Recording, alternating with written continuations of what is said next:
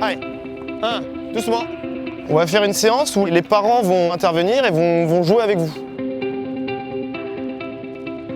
Valérie, est-ce que tu peux nous dire quel est l'intérêt d'avoir des parents répétiteurs? Ça permet aux profs déjà de se concentrer sur un plus petit nombre d'enfants et également aux parents de se responsabiliser. Donc en l'occurrence, ils vont apprendre à se servir du matériel et aussi ils vont peut-être jouer avec leur enfant en dehors de la séance. Ça permet aux parents de se rendre compte que l'image du tennis qui paraît difficile est finalement très ludique avec les ateliers mis en place. C'est un sport qui même tout petit, dès 3 ans, peut se faire en famille avec les parents dans les formats adaptés. Si on peut les guider un petit peu et les faire jouer en dehors grâce à ce genre d'atelier, c'est canon.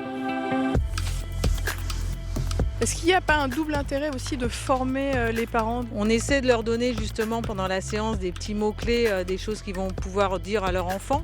Mais toujours très simple parce qu'on ne veut pas évidemment que le parent soit trop sur le dos de son enfant. L'idée, c'est vraiment que les parents nous aident dans le volume de jeu, mais qu'ils ne se substituent pas au professeur.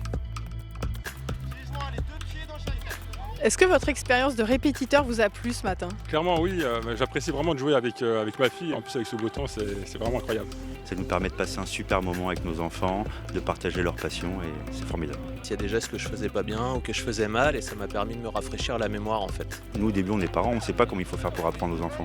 Alors on écoute ce qu'il nous dit, comment mettre la raquette, comment se tenir. Finalement c'est un sport vraiment complet. On peut partager avec la famille, avec n'importe qui. Il n'y a pas beaucoup de sports où on peut faire ça tous en famille, peu importe le niveau, donc c'est sympa.